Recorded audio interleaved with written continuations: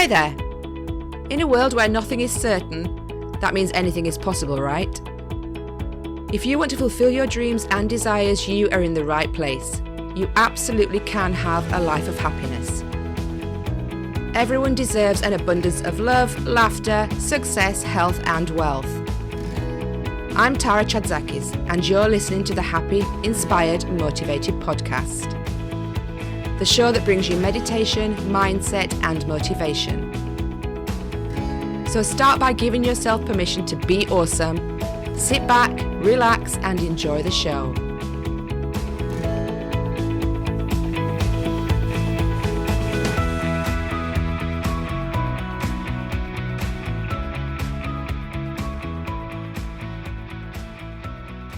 Hi, and welcome to this episode of Happy, Inspired, Motivated. Now, today I am joined by a gentleman called Bryan Clayton, and he is the CEO and co-founder of a company called GreenPal. That's an online marketplace that connects homeowners with their local lawn care professionals.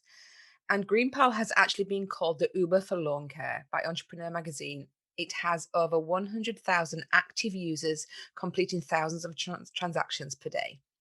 Now, before starting GreenPal, Bryan founded Peachtree Inc., which was one of the largest landscaping companies in the state of Tennessee. And he grew it to over $10 million in a year of annual revenue before it was acquired by another company. Bryan's interests and expertise are related to entrepreneurialism, small business growth, marketing, and bootstrapping businesses from zero revenue to profitable and exit. Without further ado, I would like to introduce Bryan to you guys. So, hi, Bryan, and welcome to the show today. How are you? I'm great. Thanks for having me on. Great to be here. Wonderful to have you. And you're all the way over in Tennessee, is that right? That's right. Yeah, Nashville, Tennessee, country music. Oh my God, we binge watched Nashville, the show on TV. It was amazing. Yeah, that show put us on the map. It's funny. Everything changed after that show aired, and the city has blown up in the last 10 years. So I guess, I don't know, either we love it or we hate it. Oh, it was good. It was definitely something that you watch, you think, man, I have to go and visit that place because it looks phenomenal. And the whole It's a cool place. It's a cool place. Yeah. You gotta come see it. I'm a bit jealous. I have to say that. So over in Nashville, Tennessee, you are the owner of GreenPal. That's right. I'm founder and CEO of a company called GreenPal. And so, like, in one sentence, GreenPal is the Uber for lawn mowing. So if you have a yard, if you rent a house or own a home and you need to get a grass cutting service, rather than calling around on Craigslist or Yelp or Facebook, you can just download our app and hire somebody to come mow your yard the same day or the next day. That sounds really cool. And is that just based in your area or is that nationwide? Is that? We're all over the United States in every major city in the United States, but we've been at this actually 8 years. We're an 8-year overnight success. And so when we started, we spent like 3 years just in Nashville trying to figure it out, trying to figure out how to build the marketplace and how to build the app and balance the needs of both sides of the transaction and really figure out the playbook. And so that focus and that willingness to stay low and figure it out before we went wide was one of the main things that kind of helped us get through that early part of the journey, which is the hardest part. Yeah. So how did you actually get into that? So I'm presuming you were involved in landscape gardening or some sort of gardening field before you did this. You nailed it. Yeah. So before GreenPal, I actually had a traditional landscaping business. Yeah. I started a lawn mowing business in high school as a way to make extra cash. Actually, my dad forced me to go mow the neighbor's yard one day. He said, "Get off your butt. You got a job to do. You're going to go mow the neighbor's yard." Luckily, he did that because that just stuck with me. I made $20 and I just loved the idea of owning my own business. And I just hustled my way through high school and college mowing yards. And when I graduated college, I had to make a decision. Was I going to go into the job market or stick with this landscaping business I had going? And didn't really want to be a lawn guy my whole life, but I made the decision, okay, I was going to see how far I can take it. And over a 15-year period of time, I built that landscaping company into a big landscaping company, into 150 employees, over $10 million in revenue. Yeah. And so grew that to one of the largest landscaping businesses in the state of Tennessee where I live. And in 2013, the business was acquired by one of the largest landscaping companies in the United States.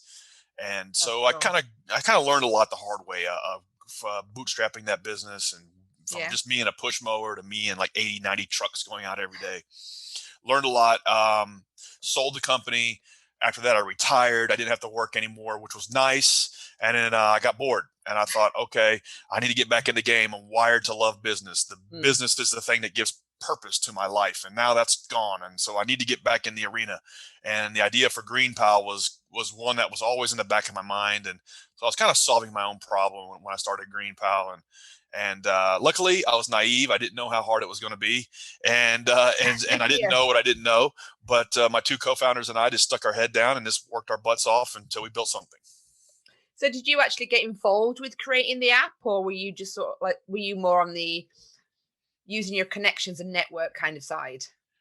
So is in terms of like the actual creation of the app, like the Yeah. software development piece of it, Yeah. yeah, that was one of the things that tripped us up. So the two co-founders that I recruited were just hardworking, relentless, hard-charging individuals that I knew I could trust. But none of us knew how to code. None of us knew how to write software. None of us knew the first thing about developing a mobile app.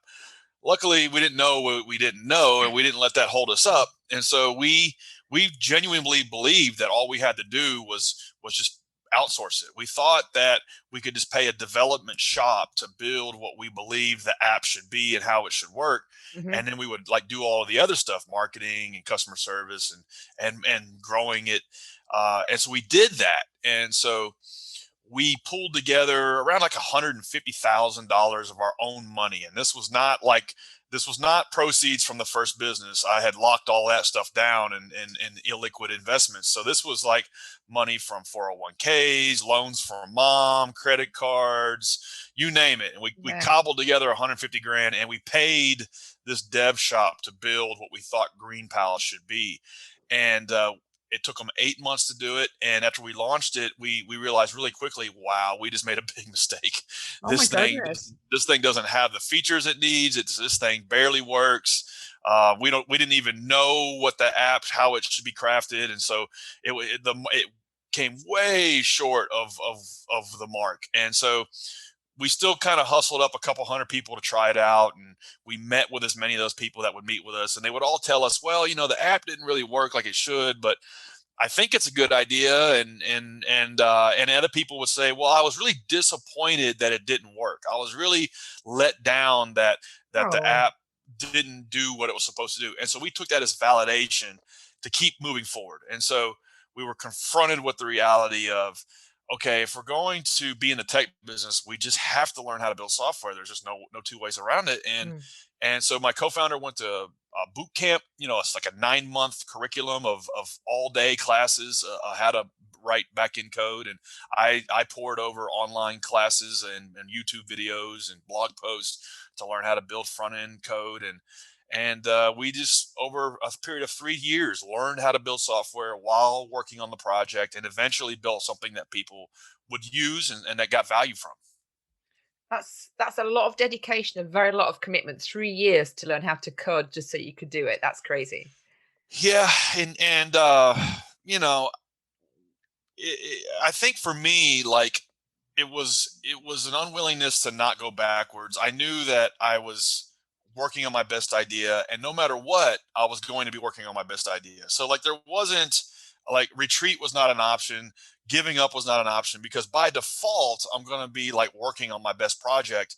And I guess luckily I'm not terribly creative, because this was my only idea. This was my best idea. And my two co-founders kind of felt the same way, and we had like what they call a burn the boats moment, where Mm. you cannot go backwards. You've burnt the boats. There is no retreat.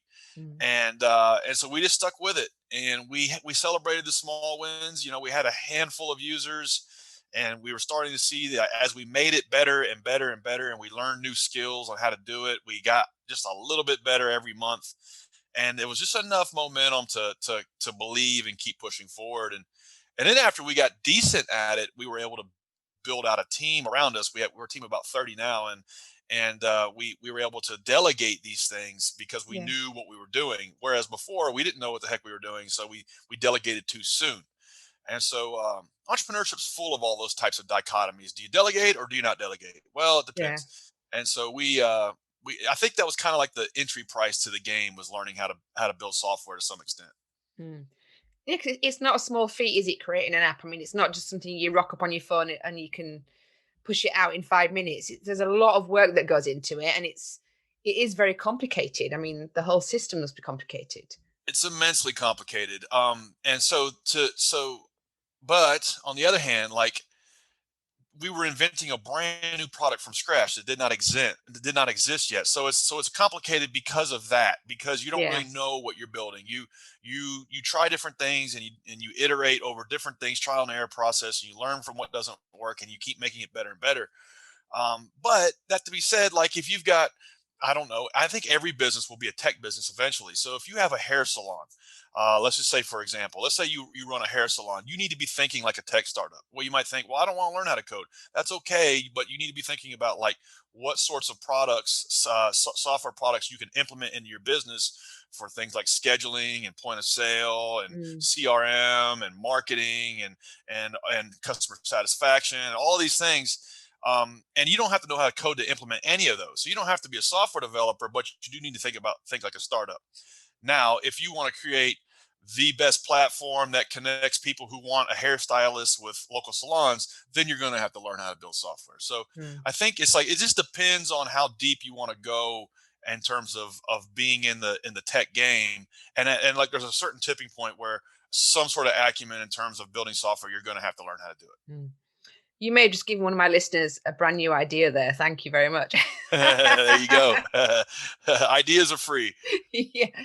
So your app, does it match people with like landscape gardeners, or does it match people with, for example, like you when you were back at high school and you were just doing lawns? What kind of people are the businesses that are on your app?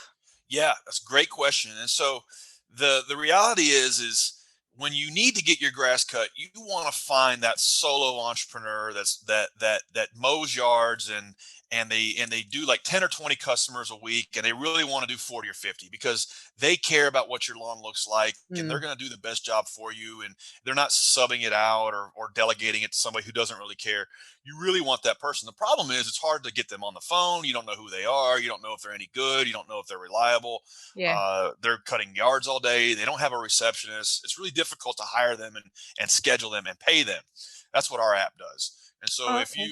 if you live in Wichita, Kansas, and you need a grass cutting service, rather than calling all over Craigslist and leaving a bunch of voicemails and Mm, maybe like calling some of these bigger companies like I used to have who really don't want to mow your yard for 20 bucks, yeah. our app enables you to quickly figure out, okay, these are the five best in my zip code, and here's the pricing and their availability. And I'll just hire them off the shelf, like on Amazon, Yeah. and they'll come out and mow for you. They upload a picture of the job when they're done, and then if everything goes well, you just pay and rate them, and you can just book them for the entire season every week or every 2 weeks, and everything just happens in like clockwork, like it should. Yeah. Whereas in the traditional sense, it's a pain in the butt even after you hire them. Sometimes they kind of flake and disappear and drop off the face of the earth. Our app kind of helps prevent all of that from happening. So do people pay for the app, or is it the company that's doing the work that gives you like commission? How does that work? Yeah, for homeowners, it's totally free to use. The price they see is the price they pay. They do pay through the app, and then we take a small piece of the transaction Mm, to run the platform and market the platform. And then also for suppliers, for vendors that use the app, there are some premium tools that they can pay for if they want to. It's free for both sides to sign up if they want. mhm. So for homeowners, it's a nice convenience. It's like, okay, I don't have to call around. I get this done. But for Yeah. service providers, for people in the business, it's really like a business in a box. It's really everything they need to run their business, from getting new clients to getting scheduled to getting paid, marketing automation, a place for them to accrue all the reliability about their business reviews and things like that. It helps them get hired and keep their customers. And so Mm, we've really gone deep on the supplier side to enable them a way to make material income on our mm. platform. Whereas before, it was just kind of like the Wild West. I guess it's free for the business as well, isn't it? But apart from when the payment comes through, so they're getting like free advertising, and if they get sales, then you make something from it as well. So it's really a cheap way for them to get marketing, isn't it? That's right, and it's a no-brainer. And Mm, so we have a waiting list for lawn care services in most markets, and so we purposely did that because we didn't want to have a challenge of recruiting both sides of the transaction. We wanted to make it a total no-brainer for lawn care services, and then we'll focus on getting the word out for homeowners to come on board and hire them. Yeah. And so, like one of my favorite quotes is Tony Robbins, and he says, "So long as you are willing to make others successful, you will be successful." And so that's kind of a methodology, like a value that we have in terms of we know if we can enable anybody who just wants to work really hard in the lawn care business to make six figures and beyond on our platform, then we'll be successful because our interests are completely aligned with theirs. And that's kind of our ethos. We never lose sight of that. It's good to see a Tony Robbins fan. I'm a Robbins Medanis coach, actually. So Oh, nice. Right on. Tony Robbins is pretty cool, I have to say. Yeah. Amazing Yeah, man. Yeah. definitely can help you reframe how you think and help with your personal psychology. Certainly has helped me over the years. Yeah, definitely, definitely. So you also work with buying new companies, don't you? You called it bootstrapping. So Yes, yeah. I'm a believer that revenue is the best form of financing for any business. mhm. And so why is that? Well, I've kind of done it now two times. My first business, I built to 10 million in revenue. Now this company's doing over 20 million in revenue, and both businesses we have funded strictly off of the revenues of from customers.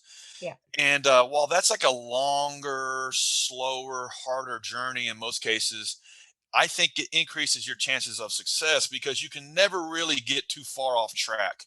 You're always relentlessly focused on your users, on your customers, and making Mhm. sure they're happy, making sure you're solving their problems, and making sure that they're sticking around.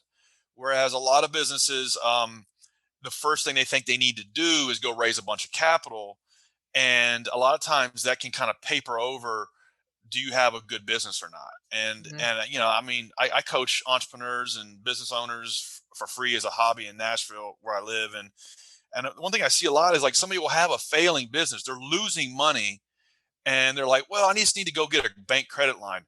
No, you don't. Like that's going to accelerate the spiral Mm. downward. And so I think like if you're willing to do the hard work and bootstrap the business and really relentlessly just make a little bit of money, put that money to work, make more money, put that money to work, rinse and repeat, do that for 5 or 10 years, you can build a healthy business that's profitable that you're in control of, and avoid the pitfalls that a lot of business owners fall into, which is taking on too much capital or on too much debt, and the next thing they've crashed and burned, and now they Mm. don't have anything to show for 4 or 5 years of work. Mm. Yeah. So I mean, like you say, it's taking out the debts in the beginning, unless you need like a physical property. There are some things that obviously you can't start up without a startup loan, for example. But yeah, Yeah, keep it to a it, minimum. yeah, you can't bootstrap your way. Like for instance, I had a business, an entrepreneur, not like pitch me as an investor, but like pitch me the idea. He wanted to create this new type of bowling alley here in town that had all these cool, unique things that was different than anybody else had, and it was like $10 million to get this thing going. He goes, I just want to get this going, but I just need to get access to $10 million or somebody to loan me the money. And I'm like, yeah, that's great. You're right. You need the money to build that. You cannot get going. No. But you've Yeah. never ran any kind of business in your life. Like how about we take 2 or 3 years, let's run a home cleaning business, a roof repair business, a pressure washing company, a lawn care business, something you can start with no capital. Let's get a little track record going, maybe put 100 grand in the bank. And then next thing you know, hey, guess what? You've got your seed capital for the next big thing. You've got a track record, and you've got some assets to where you can bankroll that into the big idea. And guess what? Now you can confidently pitch investors. Now you're in that game. Whereas you're flat-footed, you're working a 9 to 5 in a cubicle somewhere. Nobody's going to loan that kind of money to an unproven, untested entrepreneur. So that's my point. Is like lack of capital is a limiting belief that holds up most business owners and entrepreneurs from getting started. When in fact, like lack of capital is not an excuse. Like go start a business that doesn't need any capital, do that for 5 years, put some money in the bank. Now you're ready to start that big idea. I love that you said that. That you even though you've got your goals and your dreams, you can get to it by doing something else first that's going to fund it. That's a really great idea, rather than just going straight for that get some business experience under your belt first. Absolutely. Yeah. Mm. There's a lot of businesses you can start with no money. Yeah, there are a lot like yours, for example, with your lawn mowing lawns. Exactly.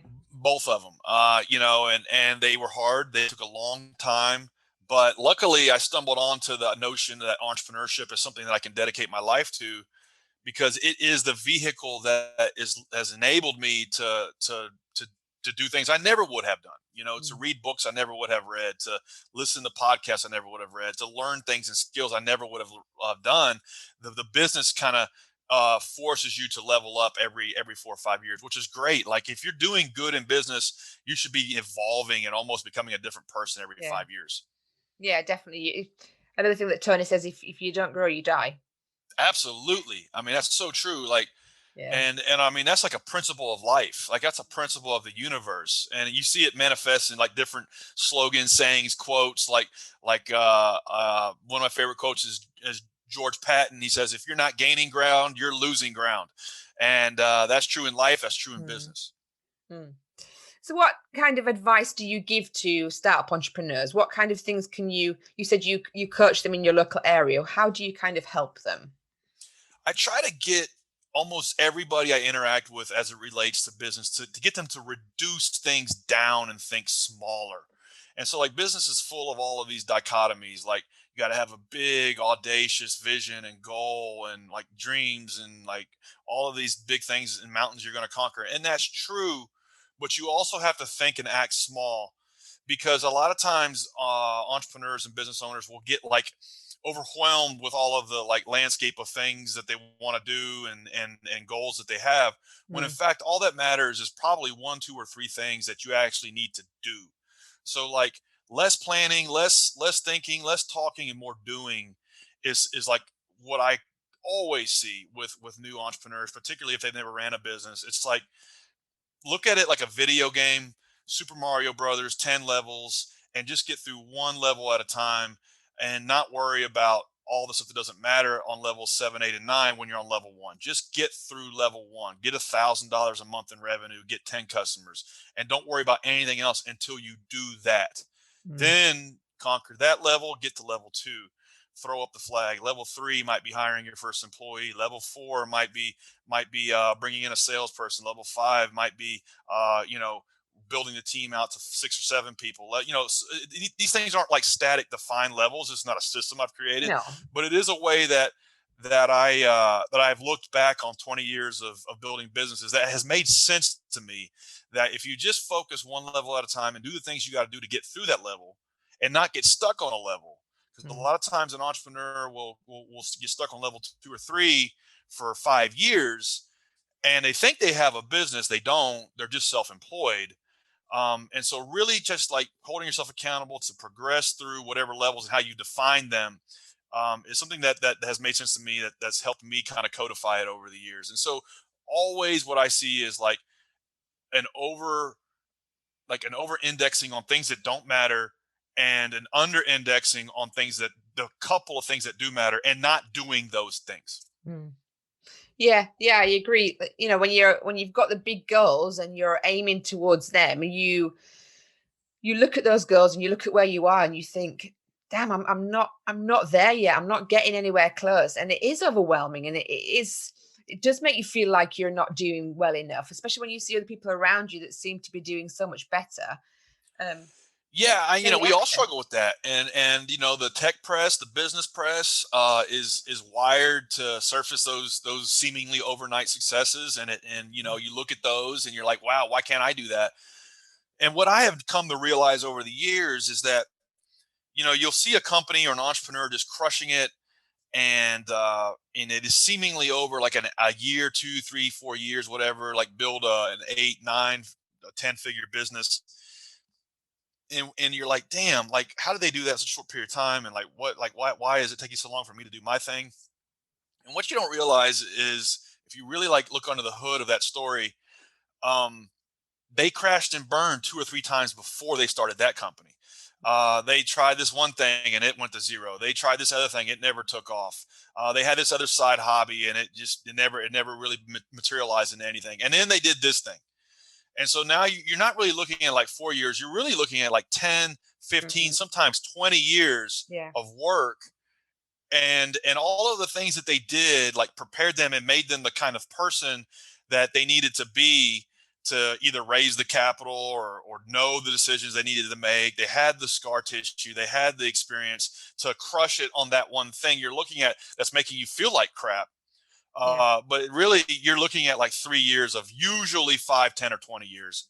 With rare exceptions, is that the case? Even like something like Snapchat, which those guys build in 5 years, like those dudes were hacking on stuff in high school. Like they were, you know, they were like tinkering with tech products in high school. Yeah. Whereas like they were gaining experience, like a 5 years of experience to get them Mhm. ready for that company. And Yeah. so there really is rare exceptions to this. There really are no overnight successes. No, I agree, and I think that's excellent that you said that. That what you see an entrepreneurial journey, they may have been doing it something different for many years, but it's taken them to do this business that crashed to learn some coding. It's taken them this business that's crashed to learn customer care, to learn different things. And now they're putting it all together and they're making a success out of the business that they've got. But yeah, the history behind them has prepared them for that. And it's so important to see that as well, isn't it? Absolutely. Yeah. Mhm. And you are on that journey gaining that experience to prepare you for not necessarily when that moment comes. I don't think there's usually like one move on the chessboard that wins the game. Like it's just a gradual, like Mhm. constant improvement of gaining experience, doing things, growing the business, learning, and it all compounds over a very long period of time. And with rare exceptions, does that not usually manifest with how it unfolds in real life? That's just been my experience, like being in the trenches and then looking at and feeling the same way that we're talking about. It's like, Yeah. damn, how did they do that? And then you really start looking at it and like, oh, okay, yeah, no, they had this thing and it went to zero, and they had this thing, and yeah, it was kind of a first base, a single. Mm. So that's how it's made sense to me. Yeah. So, what advice can you give to my audience if they're starting their business and they're struggling, they're coming up against blocks? What kind of wisdom can you shed on them? You really have to make a decision that you're going to do whatever it takes to make something of your life, your short time on this earth. And however that looks, it might be that you're artistic, or you're musically talented, or you are great at sports, or you are you know whatever skill you decide to dedicate your life to. And if that happens to be starting a business, then this can be the vehicle to make something of your life. Mm.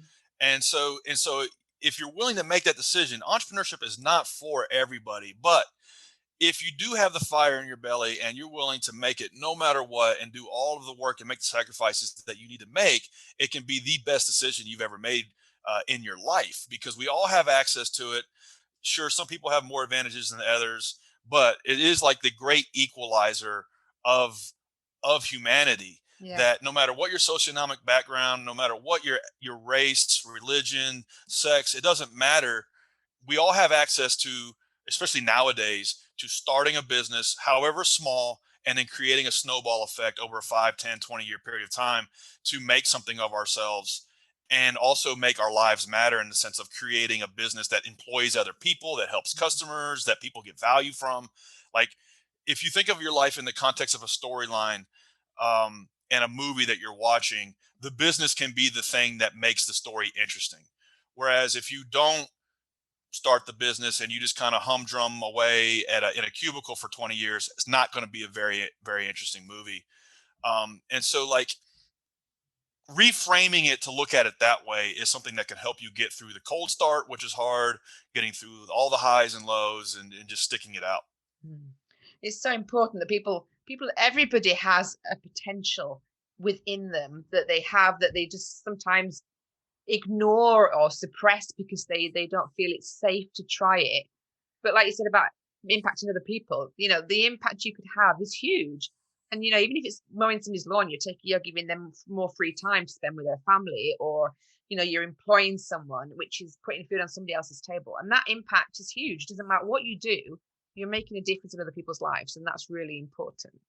Absolutely. Like, I think when you're starting a business from scratch and you're building it, like the purpose can evolve.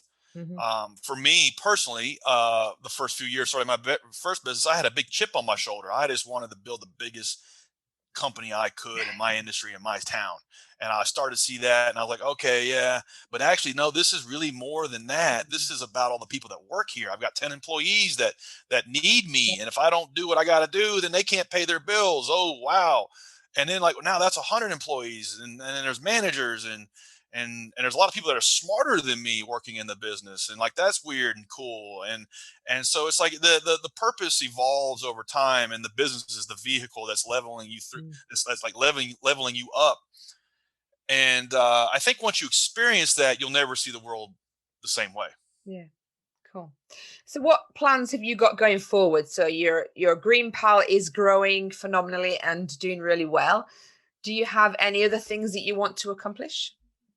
For me, we've come a long way, 7, 8 years. We ended our first year with 20 customers. Now we have several 100,000 people using the app. And so it's been a long journey. We've like birthed this thing from scratch. So it's easy to look back and say, wow, look how far we've come. What now? And I'll tell you, it always feels like day one. I mean, 8 years in, it still Mm. feels like day one. That's like one of my favorite Jeff Bezos quotes. And it's like, it still feels like day one. We still have so much further to go in terms of distributing this product and, Cool. and get it into the hands of more people.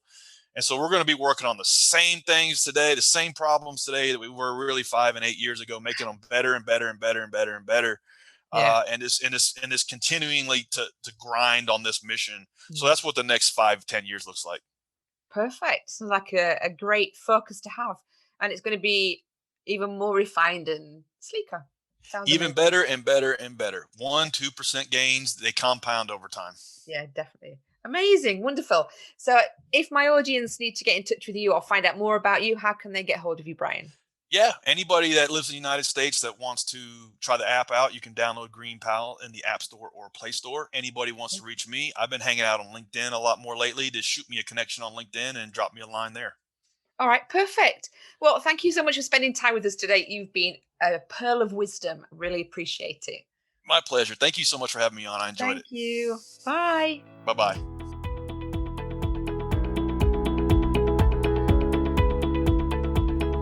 Thank you for listening to the Happy, Inspired, Motivated podcast. I'll be back next week bringing more meditation, mindset, and motivation for your happy and successful life.